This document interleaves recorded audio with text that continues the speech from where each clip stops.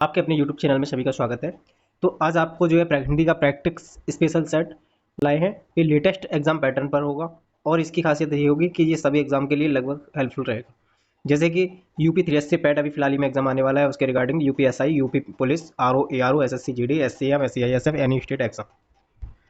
तो ये इसमें लगभग एग्जाम में इन्हीं से रिलेटेड क्वेश्चन देखने को मिलेंगे। चलिए आपका समझ आना लेते हुए चलते हैं सीधे क्वेश्चन की ओर। तो फर्स्ट क्वेश्चन है इसका कि निम्नलिखित में से कौन सा हिंदी साहित्य काल का विभाजन नहीं है। तो इसका फर्स्ट क्वेश्चन का आंसर ऑप्शन दे रखा है, ए आधुनिक काल, बी है आपका भक्ति काल,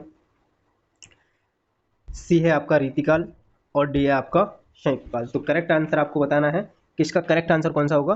तो करेक्ट आंसर होगा इसका संयुक्त काल। ठीक है, चलिए नेक्स्ट क्वेश्चन अगला क्वेश्चन दे रखा है कि अमीर खुसरो का वास्तविक नाम क्या था। करेक्ट आंसर बताइए इसका। तो फर्स्ट ऑप्शन दे रखा है अब्दुल राही, बी है सुदर्शन, सी है अब्दुल हसन, डी है आपका शिव प्रसाद। तो करेक्ट आंसर इसका होगा अबुल हसन। क्या होगा? अबुल हसन। चलिए अगला question, C answer correct. Third का है आविर्भाव का समानार्थी क्या होगा। आविर्भाव का फोर्थ क्वेश्चन का करेक्ट आंसर बताइए क्या होगा। फोर्थ क्वेश्चन का करेक्ट आंसर है फोर्थ का डी। क्या होगा? डी, अवतरण होगा। क्या होगा? अवतरण। चलिए अगला क्वेश्चन है आपका पांचवा, कनिष्ठा और मध्यमा के बीच की उंगली को कहते हैं। कनिष्ठिका और मध्यमा के बीच की उंगली को क्या कहते हैं? पांचवें क्वेश्चन का करेक्ट आंसर आप बताइए। ए ऑप्शन अनामिका, नहीं कहते बिल्कुल। अनमिका ये भी नहीं कहा जाता, अनामिका ये भी नहीं कहा जाता, अनामिका कहते हैं। क्या कहते हैं? अनामिका। तो आपका पांचवें का डी आंसर करेक्ट होगा। चलिए अगला क्वेश्चन, अगला क्वेश्चन है आपका छठवां। छठवां क्वेश्चन कहा गया है कि चंद्रिका का पर्याय बताइए। चंद्रिका का पर्याय क्या होगा? तो छठवें का करेक्ट आंसर हो जाएगा सी, कौमुदी। चंद्रिका का पर्यायवाची जो है वो है कौमुदी। चलिए अगला क्वेश्चन, अगला क्वेश्चन दे रखा है आपका सातवां कि देहधारी शब्द किसका पर्यायवाची है। देहधारी शब्द जो है वो आपका किसका पर्यायवाची है? वो है जीव का पर्यायवाची। ठीक है, अगला क्वेश्चन आपका नेक्स्ट, कोश कोश शब्द युग्म का सही अर्थ क्या होगा, वो आपको करेक्ट आंसर बताना है। आठवें का आपका है ए, खजाना शब्द संग्रह। खजाना, कोश का अर्थ होता है खजाना और कोश का इसका अर्थ होता है आपका संग्रह, शब्द संग्रह। ठीक है, तो चलिए अगला नेक्स्ट क्वेश्चन है आपका मिश्र वाक्य बताइए। नौवीं का मिश्र वाक्य कौन सा है? तो करेक्ट आंसर बताइए क्या होगा। ए ऑप्शन में दे रखा है उसने अपना घर लौटा दिया और बी ऑप्शन में दे रखा है आपका सूरज उगने पर कुआसा फट गया, है ना। अगला है आपका सी ऑप्शन में दे रखा है उसके पास जो कुछ था वह खो गया और डी ऑप्शन में दे रखा है, डी ऑप्शन में आपका दे रखा है उसका सब कुछ खो गया। तो आपका नौवे का करेक्ट आंसर हो जाएगा उसके पास कुछ जो कुछ था वह खो गया। ये करेक्ट आंसर है, ये आपका मिश्र वाक्य होगा। ठीक है, अगला क्वेश्चन चलते हैं। अगला क्वेश्चन क्या दे रखा है? नेक्स्ट क्वेश्चन आपका 10वां है। 10वें क्वेश्चन में कहा है कि वाह वाह में कौन सा विराम चिन्ह लगता है। वाह वाह में जो विराम चिन्ह लगता है वो आपका विस्मयादिबोधक चिन्ह लगता है। कौन सा? विस्मयादिबोधक चिन्ह लगता है। ठीक है, चलिए अगला क्वेश्चन 11वां क्वेश्चन है आपका। 11वें का बताइए विकारी शब्द नहीं है किसमें, कि विकारी शब्द नहीं है। विलोम जो है विकारी शब्द नहीं है, संज्ञा, क्रिया और सर्वनाम ये विकारी शब्द है। 12वें का क्वेश्चन का चलते हैं, अभिमानी का विलोम शब्द क्या है। अभिमानी का विलोम शब्द है निरभिमानी, निरभिमानी। ठीक है, तो 12वें का सी आंसर करेक्ट हो जाएगा। अगला क्वेश्चन 13वां क्वेश्चन क्यों चलते हैं। 13वें क्वेश्चन में दे रखा है निम्नलिखित में से असंगत शब्द युग्म का कौन सा होगा। असंगत उस शब्द युग्म होगा आपका शाश्वत और सदैव। ठीक है, तो 13वें का सी आंसर करेक्ट हो जाएगा। 14वें का क्वेश्चन, 14वां क्वेश्चन क्या कहता है कि सोने में सुगंध मुहावरा का सही अर्थ बताइए क्या होगा। तो इसका है सुंदर वस्तु और गुण होना। ए ऑप्शन में दे रखा है सुगंध से युक्त आभूषण, ये गलत है। सुंदर आभूषण होना, सुंदर आभूषण, ये गलत है।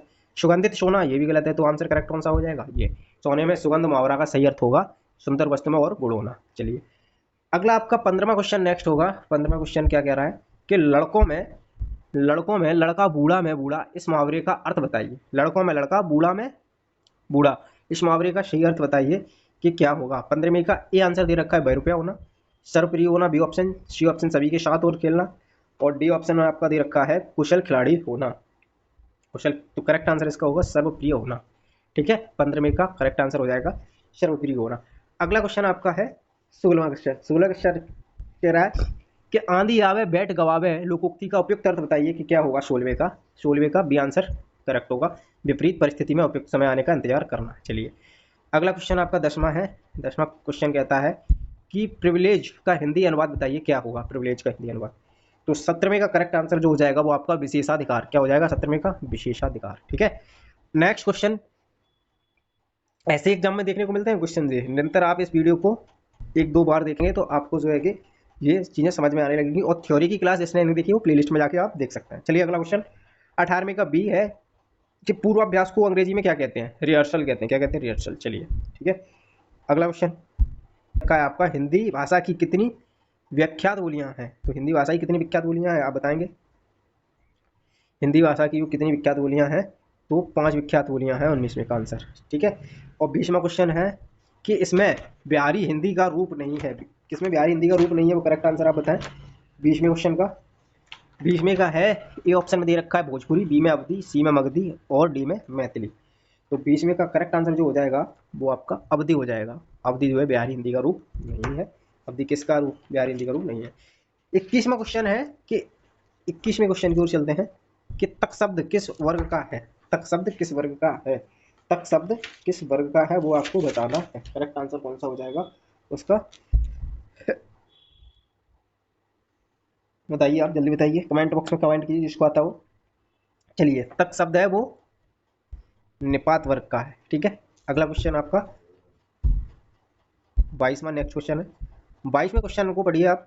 22वें क्वेश्चन में कहा गया है कि मैंने आम खा लिया, वाक्य में प्रयुक्त काल पहचाने।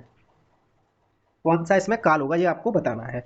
तो ए ऑप्शन में दे रखा है अपूर्व भूतकाल, बी ऑप्शन में दे रखा है हेतुत्व भूतकाल, सी में दे रखा है आपका भूतकाल पूर्व भूतकाल, डी में दे रखा है आसन्न भूत। ठीक है, तो 22वें का करेक्ट आंसर आपको है डी, आसन्न भूतकाल है। मैंने आम खा लिया, ये आसन्न भूतकाल में जाएगा वाक्य। ठीक है, चलिए 23वां है आपका भारतीय शब्द का बहुवचन क्या होगा? तो भारतीय शब्द का बहुवचन जो होगा वो भारतीय होगा, ये आंसर करेक्ट। 24वां का क्वेश्चन है, ये है कि अभी तभी व्याकरण की दृष्टि से है। ये 24वें क्वेश्चन का क्या है? अव्यय शब्द है। क्या है ये? अव्यय शब्द में आएगा। चलिए अगला क्वेश्चन 25वां क्वेश्चन है कि निम्न में भाववाचक वाक्य का चयन कीजिए। निम्न में भाववाचक वाक्य का चयन कीजिए। ऑप्शन ए में क्या दे रखा है? ऑप्शन ए कहता है वह रोती है, जो भाववाचक वाक्य है बिल्कुल नहीं है। स्वादिष्ट खीर फायजा द्वारा पकाई गई थी, ये भी नहीं है। वह कौन है? ये भी नहीं है। उन लोगों से आज खेला नहीं जाता, तो ये आपका भाववाचक वाक्य। आज 26वां क्वेश्चन, आचार्य का पुल्लिंग शब्द होता है। आचार्य का पुल्लिंग शब्द क्या होगा? 26वें का करेक्ट आंसर आपका बी होगा। आचार्य का पुल्लिंग आचार्य इस तरीके से बनी होगा। ठीक है, चलिए आचार्य का क्या होगा पुल्लिंग? इस तरीके से, बी ऑप्शन आचार्य करेक्ट है। 27वें का करेक्ट आंसर आप बताइए। 27वें का करेक्ट आंसर क्या होगा? 27वां क्वेश्चन आप पढ़िएगा सभी लोग। 27वां क्वेश्चन है कि संज्ञा के जिस रूप से तीव्रता का बोध होता है उसमें कौन सा लिंग होता है? तो ए ऑप्शन में दे रखा है पुल्लिंग, बी ऑप्शन में आपका जो है कि स्त्रीलिंग, सी ऑप्शन दे रखा है नपुंसकलिंग, डी ऑप्शन है आपका उभयलिंग। तो पूछा आपसे क्या है कि संज्ञा के जिस रूप से स्त्रीत्व का बोध होता है उसमें कौन सा लिंग होता है? तो आपका करेक्ट आंसर इसमें जो हो जाएगा वो आपका करेक्ट आंसर बी हो जाएगा। क्या होगा? 27वें का करेक्ट आंसर बी, स्त्रीलिंग होगा। ठीक है, चलिए अगला क्वेश्चन है आपका 28वां। 28वें क्वेश्चन में कहा गया है कि अपादान कारक किस वाक्य में है? बताइए, अपादान कारक किस वाक्य में है? तो वृक्ष से पत्ते गिरते हैं, ये अपादान कारक है। कर्ता ने कर्म को कर से के द्वारा अपादान से अलग होना, ये वृक्ष है। वृक्ष से जब पत्ते गिरते हैं, वृक्ष से पत्ते गिरेंगे अलग होंगे, तो जिसमें अलग होने की बात की जाए उसमें कौन सा कारक होगा? अपादान कारक होगा, याद रखिएगा। ठीक है, अपादान कारक होगा। चलिए अगला क्वेश्चन है 29वां।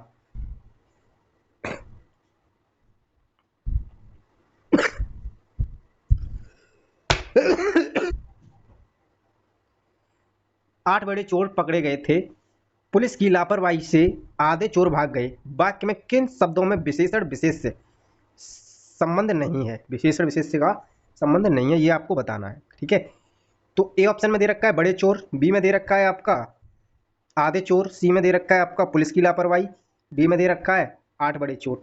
तो ये पूछा गया है कि किन शब्दों में विशेषण विशेष का संबंध नहीं है, ये आपसे पूछा गया है। ठीक है, तो करेक्ट आंसर जो हो जाएगा आपका 29वें का करेक्ट आंसर आपका होगा सी, पुलिस की लापरवाही से। ठीक है, चलिए अगला क्वेश्चन है आपका 30वां। पश्चात शब्द का उदाहरण है, कौन सा है पश्चात शब्द का उदाहरण? 30वें का करेक्ट आंसर हो जाएगा आपका भाववाचक संज्ञा। ठीक है, ये करेक्ट हो। अगला क्वेश्चन है आपका नेक्स्ट 31वां। कतिपय हिंदी व्याकरणों द्वारा संज्ञा प्रतिनिधि शब्द का प्रयोग किसके लिए किया गया है? बताइए, 31 में करेक्ट आंसर जो है क्रिया के लिए, विशेषण के लिए, बी ऑप्शन, सी में संज्ञा के भेद के लिए, डी में सर्वनाम के लिए। तो इसमें करेक्ट आंसर जो है सर्वनाम के लिए। ठीक है, अगला क्वेश्चन है आपका 32। नेक्स्ट क्वेश्चन 32 की ओर चलते हैं। 32 आपका दे रखा है कि निम्नलिखित वाक्यों में अकर्मक क्रियार्थक वाक्य है। कौन सा अकर्मक क्रियार्थक वाक्य? बूंद बूंद से घड़ा भर जाता है, तो यही आपका आंसर करेक्ट है, फर्स्ट ऑप्शन है। ठीक है, अगला क्वेश्चन 33। लाखों लोगों ने इसे महसूस किया, वाक्य में विशेषण है। बताइए, वाक्य में विशेषण, लाखों लोगों ने इसे महसूस किया, तो इसमें विशेषण आपसे पूछा है, तो विशेषण आपका क्या हो जाएगा इसमें? लाखों। ठीक है, ये आपका विशेषण है। अगला क्वेश्चन है आपका 34 में दे रखा है कि इनमें से कौन सा रूढ़ शब्द भेद है। रूढ़ शब्द भेद आपको बताना है कि कौन सा है इसमें। 34 का ए दवा, करेक्ट आंसर। 35 में दे रखा है निम्नलिखित में तत्सम शब्द है, तो ए ऑप्शन में करोड़, बी ऑप्शन में दे रखा है आपका तेल, सी में पीपल, डी में आपका दे रखा है दिन। तो तत्सम शब्द आपका पूछा है, तो तत्सम शब्द में करेक्ट आंसर आपका हो जाएगा 35 का दिन जो है तत्सम शब्द है। चलिए, अगला क्वेश्चन आपका 36 है। 36 में दे रखा है कौन सा शब्द तत्सम नहीं है। ठीक है, तो करेक्ट आंसर आपका बताना है, तत्सम नहीं है वो बताना है, तो मोती शब्द जो है तत्सम नहीं है। ठीक है, अगला क्वेश्चन 37 क्वेश्चन दे रखा है कहावत शब्द में प्रयुक्त प्रयत्न है। कहावत शब्द में प्रयुक्त प्रयत्न 37 का डी आंसर करेक्ट हो जाएगा आवत। ठीक, कहावत शब्द में प्रयुक्त प्रत्यय पूछा है, सो प्रत्यय बताना है आपको, तो इसका करेक्ट आंसर आपका हो जाएगा आवत, ये प्रत्यय है। अगला क्वेश्चन 38 की ओर चलते हैं। 38 में आपको दे रखा है कि किस शब्द में आ उपसर्ग है, तो आपको आ उपसर्ग बताना है। बताइए, ए ऑप्शन में दे रखा है अभिमान, बी में दे रखा है आपका अनजान, सी में दे रखा है अभाव और डी में दे रखा है अवमान। तो आ उपसर्ग वाला जो शब्द है किसमें है? अभाव में। ठीक है, तो 38 का सी आंसर करेक्ट है। 39 की ओर चलते हैं। मुंह तोड़ शब्द में समास है, कौन सा समास है? मुंह तोड़ शब्द में समास होगा तत्पुरुष समास होगा। ठीक है, अगला क्वेश्चन आपका 40वां, कर्मधारय समास का उदाहरण बताइए। कर्मधारय समास का जो उदाहरण है वो आपका श्वेत पत्र है। कौन सा? श्वेत पत्र कर्मधारय समास का एग्जाम्पल। ठीक, चलिए अगला क्वेश्चन 40 में का सी आंसर करेक्ट है। अगला है आपका 41वां क्वेश्चन, समुद्रोर्मी का सही संधि विच्छेद क्या होगा? आपको सही संधि विच्छेद बताना है 41वें क्वेश्चन का। तो इसका समुद्र धन उर्मी, ये बिल्कुल गलत है। समुद्र धन उर्मी, ये भी गलत है ये। ठीक है, समुद्र प्लस उर्मी, ये सही है। तो आपका 41 में करेक्ट आंसर जो हो जाएगा वो सी। अगला 42वां क्वेश्चन की ओर चलते हैं। 42वां क्वेश्चन में दे रखा है निम्नलिखित में से कौन विसर्ग संधि है। विसर्ग संधि आपको बतानी है, तो ए ऑप्शन में दे रखा है आपका निरंतर, बी में दे रखा है दिग्गज, सी में दे रखा है जगदीश, डी में दे रखा है महीश। तो 42 का आंसर ए करेक्ट हो जाएगा, क्योंकि निरंतर शब्द जो है विसर्ग संधि का उदाहरण है। ठीक है, चलिए अगला क्वेश्चन आपका 43 में ये ऑप्शन है, ये गंभीर समस्या है, शुद्ध वाक्य पूछा। ठीक है, ये एक गंभीर समस्या है, मुझे बड़ी भूख है, बी ऑप्शन। सी में दे रखा है मैंने राम से पूछा, डी में दे रखा है वह घर गया। तो 43 का करेक्ट आंसर जो होगा वो आपका बी आंसर करेक्ट होगा, मुझे बड़ी भूख लगी है। या ये आपका अशुद्ध वाक्य, ये शुद्ध है, ये भी शुद्ध है, ये भी शुद्ध है। ये आपका शुद्ध वाक्य, पूछा भी अशुद्ध है, तो आपका शुद्ध में ही आंसर लगाना है। ऐसा नहीं कि इसको छोड़ के इनमें से किसी में लगा दे, क्योंकि ये सही आंसर दे रखे हैं इसलिए। ठीक है, तो आपका करेक्ट आंसर कौन सा हो जाएगा? अशुद्ध वाक्य वाला, ये होगा बी। ठीक है, चलिए 43 हो गया आपका। नेक्स्ट है आपका 44 क्वेश्चन नंबर, और ये आपका 200 रुपये का क्वेश्चन है। जो आप इसको सही बताएगा उसको 200 रुपये दिए जाएंगे। ठीक है, चलिए, निम्नलिखित वाक्य में रेखांकन शब्द की शुद्ध वर्तनी कौन सी है? तो आपको शुद्ध वर्तनी बताने हैं। अत्यधिक व्यस्तता से जीवन में नीरसता आ जाती है, अत्यधिक। ठीक है, तो आपका इसका 44 का ऑप्शन ए दे रखा है अत्यधिक। शुद्ध वर्तनी बतानी है, अत्यधिक होगा, या फिर बी में दे रखा है अत्याधिक, सी में दे रखा है अत्यधिक, डी में दे रखा है अत्याधिक। ठीक है, चलिए, तो आप किसी ने नहीं बता पाया, गए 200 रुपये सबके, तो उसका करेक्ट आंसर हो जाएगा ए, 44 का ए आंसर करेक्ट, अत्यधिक। ये शुद्ध वर्तनी है, ये शुद्ध वर्तनी नहीं होगी। ठीक है, अगला है आपका 45 क्वेश्चन नंबर दे रखा है, कौन सा वर्ण संयुक्त व्यंजन है? वर्ण संयुक्त व्यंजन आपको पूछा है 45 का 6 वर्ण संयुक्त व्यंजन है, बी आंसर करेक्ट हो जाएगा। चलिए 6। ठीक है, अगला है आपका 46 क्वेश्चन नंबर 46। क्या दे रखा है 46 में? कथन असत्य या गलत है। ठीक है, तो आपको ये बताना है। 46 में दे रखा है अर्धशासकीय पत्र मित्रतापूर्ण भाषा में लिखा जाता है, ठीक है, तो ये सही बात है बिल्कुल, तो ये तो होगा नहीं ऑप्शन। संबोधन के लिए प्रिय लिखा जाता है, ये भी आपका सही है, क्योंकि ये भी नहीं हो सकता, पूछा गलत है क्योंकि, ठीक, याद रखिएगा, गलत का ही आंसर देना है।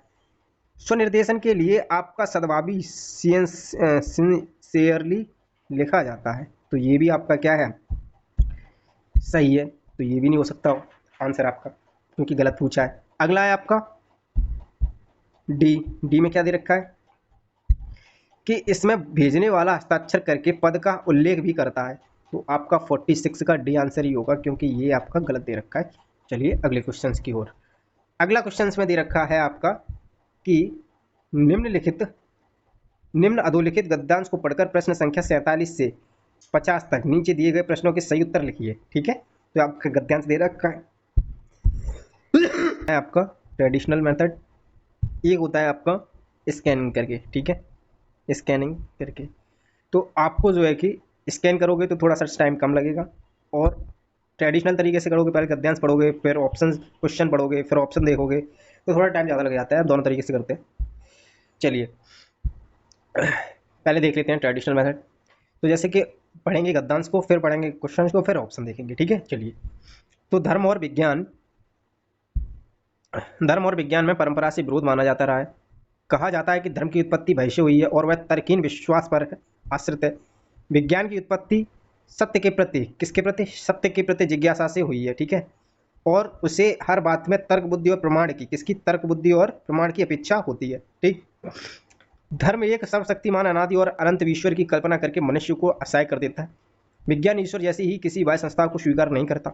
धर्म मनुष्य को आध्यात्मिक बनाता है। विज्ञान का विकास विशुद्ध भौतिकवादी होने में है। परलोक में स्वर्ग का आकर्षण और नरक का भय उत्पन्न करके धर्म मनुष्य से नाना प्रकार के अंधविश्वासपूर्ण कृत्य कराता है। विज्ञान न परलोक में विश्वास करता और न स्वर्ग या नरक में। इतने सब विरोधी कथनों के बावजूद धर्म विज्ञान का गहरा संबंध है, ठीक है। धर्म और विज्ञान एक ही सिक्के के दो पहलू हैं। दोनों का लक्ष्य सत्य के रूप में उद्घटित करना है। हाँ, दोनों ही प्रणालियां अलग अलग हैं। यदि सर्वेक्षण किया जाए तो मानव जाति पर आज धर्म के बदले विज्ञान का प्रभुत्व फैला हुआ है, ठीक है। तो ये आपने पैसेज पढ़ा। अब देखेंगे आप क्वेश्चन। तो पहला क्वेश्चन 47 है कि लेखक के अनुसार विज्ञान किस पर आश्रित है। तो आपने यहाँ पढ़ा था, ऑप्शन भी दे रखे हैं, तर्कहीन विश्वास पर, या आपका प्रमाण पर, भय पर, ईश्वर की कल्पना पर। तो लेखक के अनुसार विज्ञान जो आश्रित है वो किस पर आश्रित है, यहाँ आप देखेंगे, पढ़ा था हमने, विज्ञान की उत्पत्ति सत्य के प्रति जिज्ञासा से हुई है और हर बात में बुद्धि, तर्क और प्रमाण की अपेक्षा करता है। तो आपका जो है करेक्ट ऑप्शन कौन सा है इसमें, बी, प्रमाण की, ठीक है, प्रमाण पर आश्रित है। चलिए अगला है 48, विज्ञान और धर्म दोनों का अंतिम लक्ष्य क्या है। दोनों का अंतिम लक्ष्य जो है क्या है। ए ऑप्शन में दे रखा है ईश्वर की प्राप्ति, आध्यात्मिकता, भौतिकवाद और सत्य की खोज। दोनों का है सत्य की खोज, ठीक है। चलिए, तो ये आंसर आपका डी करेक्ट हो गया। अगला है आपका 49, मनुष्य अंधविश्वासी कैसे बनता है। मनुष्य जो है अंधविश्वासी कैसे बनता है, तो स्वयं को असहाय मानकर, स्वर्ग के आकर्षण से, नरक के भय से, इन तीनों से। तो मनुष्य जो अंधविश्वासी बनता है वो तीनों से, ठीक है। देखो परलोक यहाँ दे रखा है, परलोक में स्वर्ग का आकर्षण और नरक का भय उत्पन्न करके मनुष्य में नाना प्रकार के अंधविश्वासपूर्ण कृत्य विज्ञान परलोक और विश्वास करता है, दे रखा है। तो आपका जो है कि तीनों हो जाएगा, ठीक। चलिए 49 का 50वां क्वेश्चन कह रहा है कि विज्ञान किस पर विश्वास करता है। विज्ञान किस पर विश्वास करता है वो बताइए। विज्ञान की उत्पत्ति सत्य के प्रति जिज्ञासा से ही और हर बात में तर्क की बुद्धि प्रमाण की अपेक्षा करता है, ठीक है। यहाँ से भी और आगे पढ़ेंगे तो आप यहाँ से भी देख सकते हैं, धर्म और विज्ञान एक ही सिक्के के दो पहलू, दोनों सत्य के रूप को उद्घटित करता है। दोनों ही प्रणालियां अलग अलग है। यदि सर्वेक्षण किया तो मानव जाति पास धर्म के बदले विज्ञान का प्रभुत्व फैला हुआ है। तो यहाँ भी सत्य की बात की गई है। तो आपका जो है करेक्ट आंसर क्या हो जाएगा, विज्ञान के किस पर विश्वास करता है, सत्य पर, ठीक है। तो आपका 50वें का करेक्ट आंसर क्या हो जाएगा, 50वें का करेक्ट आंसर जो होगा स्कैन करके, तो डायरेक्ट आप क्या करेंगे, पहले क्वेश्चंस को पढ़ेंगे। क्वेश्चंस को पढ़ने के बाद आपने ऑप्शंस पढ़े, ऑप्शन पढ़ने के बाद फिर आप देखेंगे कि ये जो बात कर रहा है जिस टॉपिक के बारे में, जिस क्वेश्चन के बारे में है ना, तो वो किस लाइन में दे रखी है, ठीक है। जैसे कि मान के चलो लेखक के अनुसार विज्ञान किस पर आश्रित है, तो यहाँ बात कर रहा है कि आप देखेंगे सरसरी निगाह से स्कैन करते हुए और पैसेज में जल्दी से, तो यहाँ देखेंगे विज्ञान की उत्पत्ति सत्य के प्रति जिज्ञासा से हुई है और हर बात में तर्क बुद्धि और प्रमाण की, ठीक है। तो प्रमाण यहाँ आप दे रखा है, देखेंगे यहाँ प्रमाण दे रखा है और ये इस लाइन में पूरी बाकी दिया हुआ है। तो आप सरसरी निगाह से ये देखेंगे और आप डायरेक्ट इस क्वेश्चन को पढ़ के ये टिक लगा सकते हैं। ठीक, तो ये हो गया आपका स्कैन करने का तरीका। तो आप इस तरीके से भी कर सकते हैं। अगला आपका 48 वाला देखेंगे इस तरीके से। तो कहेंगे विज्ञान और धर्म दोनों का अंतिम लक्ष्य क्या है? विज्ञान और धर्म दोनों का अंतिम लक्ष्य क्या है? तो आपका क्या है? सत्य की खोज। तो आप यहाँ देखेंगे सरसरी निगाह से किस में बात की गई? विज्ञान और धर्म दोनों का है सत्य की खोज के लिए। ठीक है, तो आप यहाँ पे चलेंगे, यहाँ देखेंगे विज्ञान, धर्म और विज्ञान गहरा संबंध है। धर्म और विज्ञान के एक ही सिक्के की दो पहलू, दोनों का लक्ष्य सत्य के रूप में उद्घाटित करना है। तो मिल गया आंसर।